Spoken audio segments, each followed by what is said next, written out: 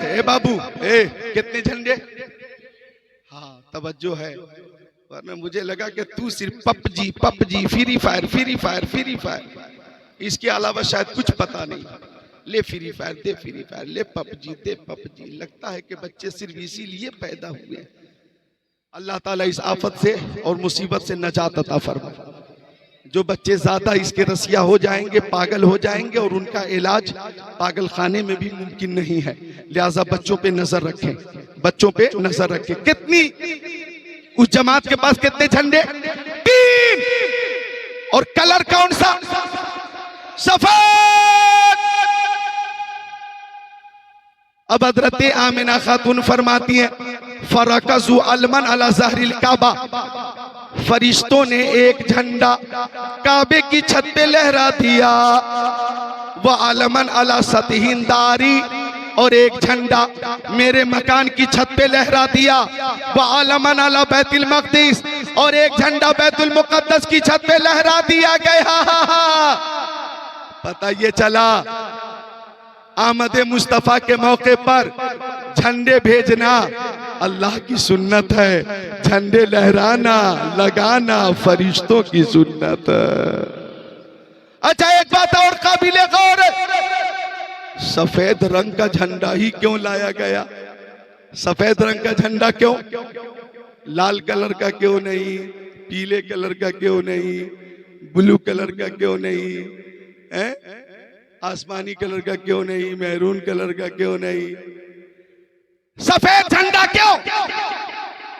तो राज ये है, हिकमत ये है कि ऐन लड़ाई के वक्त जब जंग हो रही हो और कोई सफेद रंग का झंडा लहरा दे, तो इसका मतलब ये होता है कि जंग रोक दो रोक दो रोक दो।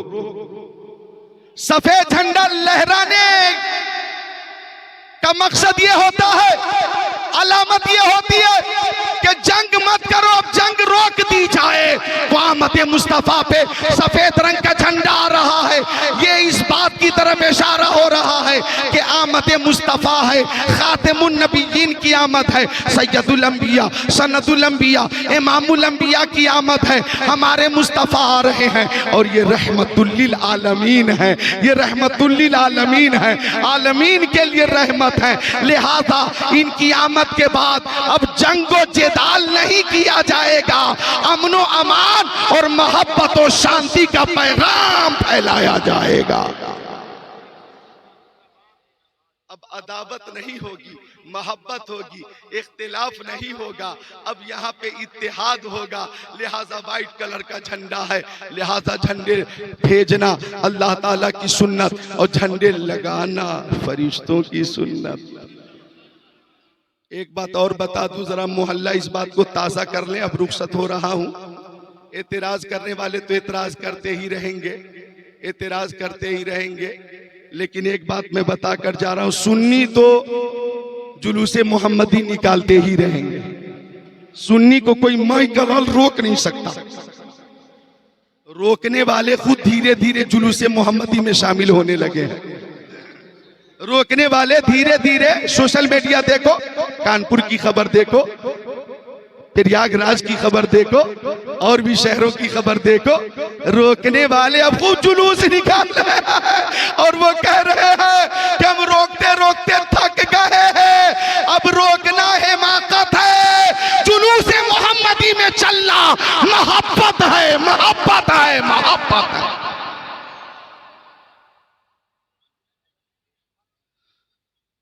सुभान अल्लाह, मिलकर बोल दे सुभान अल्लाह। मोहब्बत है, मोहब्बत। 15 अगस्त को हिंदुस्तान आजाद हुआ ना, 15 अगस्त 1947 यही तारीख थी हिंदुस्तान की आजादी के। इस साल कितने साल पूरे हुए? 80 साल पहले हमारा मुल्क हिंदुस्तान आजाद हुआ, आजाद।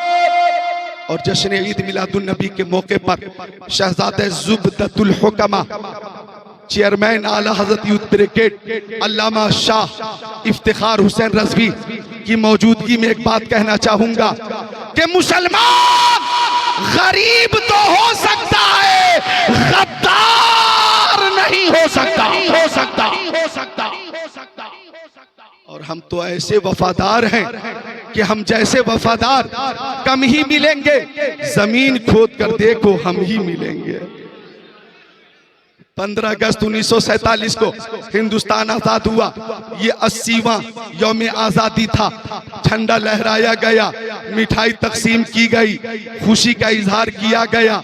15 अगस्त 2026 इस साल हम भी खुशी का इजहार कर रहे थे, झंडा लहरा रहे थे और सोशल मीडिया पे भी ऐलान कर रहे थे कि हिंदुस्तान हमारा मुल्क आजाद था, आजाद है, आजाद रहेगा। हिंदुस्तान से मोहब्बत करते थे, करते हैं, करते रहेंगे। तो हमने भी मोहब्बत का इजहार किया और सारे मुफ्तियाने किराम का ये फतवा है कि शरीयत की हद में रहकर जश्न यौम आजादी मनाना जायज है, जायज है, जायज है। झंडे लहराना जायज है, मुबारकबाद पेश करना जायज है, नए कपड़े भी पहन लो तो जायज है, मिठाई तकसीम करना जायज है, वतन से मोहब्बत के हवाले से इजहार खुशी करना ये जायज है। तो नतीजा मैंने ये निकाला कि जब 15 अगस्त को हिंदुस्तान आजाद हुआ तो हम खुशी का इजहार शरीयत के दायरे में रहकर करते हैं और ये जायज है।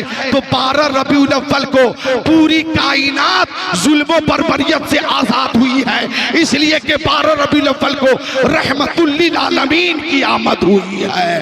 तो 12 रबीउल अव्वल को जुलूस में शामिल होना, झंडे लहराना, खुशी का इजहार करना, मिठाइयां तकसीम करना, ये भी मुस्तफा से मोहब्बत का तकाजा है, तकाजा है, तकाजा।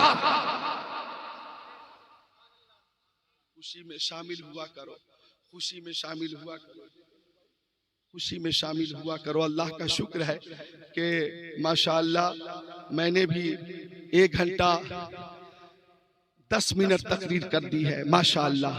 1 घंटा 10 मिनट और टाइम क्या हुआ 2:39। तो 1 घंटा 10 मिनट का ये बयान आप हजरात ने जिस मोहब्बत से समाअत किया, मैं आपका मशकूर हूँ। अल्लाह ताला आपको सलामत रखे, बाकरामत रखे। उस हदीस का तर्जमा मुकम्मल कर ले। हजरत उर्वा फरमाते कि सुएबा जो कि अबू लहब की लौंडी थी, मुस्तफा की आमद पर, मुस्तफा की विलादत पर खुशी से झूमती हुई आई। अबू लहब से कहने लगी, ओ अबू लहब मुबारक हो, मुबारक हो, अल्लाह ताला ने तुझे चांद सा भतीजा अता फरमाया है। अबू लहब भी खुश हो गया कि ओ सुएबा, भतीजे की पैदाइश की खुशी तूने दी है तो लो मैं भी तुझे इनाम देता हूँ। उंगली का इशारा करके कहा, आज से तू आजाद है, आजाद है, आजाद है। अब तू लौंडी ना रही, बांदी ना रही, खातिमा ना रही। जा तू अपनी जिंदगी जी ले, जा जा जा अपनी जिंदगी जी ले। सुएबा को आजाद कर दिया अबू लहब ने। अब हजरत अब्बास ने ख्वाब में देखा। कब? जब अबू लहब मर गया। इधर देखो, जब अबू लहब मर गया तो हजरत अब्बास ने ख्वाब में देखा और देखकर पूछा, मादा लकीत, ओ अबू लहब, मरने के बाद तेरे साथ क्या क्या मामलात हुए? तो अबू लहब ने बताया था ख्वाब में। हजरत अब्बास रज़ियल्लाहु ताला अन्हु से कहा था कि मरने के बाद मुसलसल तकलीफ में हो, लेकिन जब पीर का दिन आता है तो ये उंगली, जिस उंगली से सुएबा को आमद मोहम्मद अरबी की खुशी पर मैंने आजाद किया था, इस उंगली के जरिए मुझे सैराब किया जाता है, सैराब किया जाता है, सैराब किया जाता है। मुझे कह लेने दिया जाए कि जब एक कट्टर दुश्मन रसूल, जब एक पक्का दुश्मन रसूल, सफ़े अव्वल का दुश्मन रसूल, सड़ा हुआ दुश्मन रसूल, बदबूदार दुश्मन रसूल अबू लहब, जिसकी मसम्मत में कुरान पाक की एक पूरी सूरत नाजिल हुई, तब्बत यदा अबी लहब व तब मा अगना अन्हु मालुहु व मा कसब सयस्ला नारन ज़ात लहब व इम्राअतु हम्मालतल हतब फी जीदिहा हब्लुम मिन मसद, जिसकी मसम्मत में पूरी सूरत नाजिल हुई। जब ऐसा बदबूदार मुशरिक आमद मुस्तफा पर खुशी का इजहार करे और उसे मरने के बाद राहत मिल सकती है, तो हम आमद मुस्तफा पर खुशी का इजहार करते हैं। हमारी अकीदत कहती है कि हमें मुस्तफा की शफाअत भी मिलेगी और मुस्तफा की जन्नत भी मिलेगी।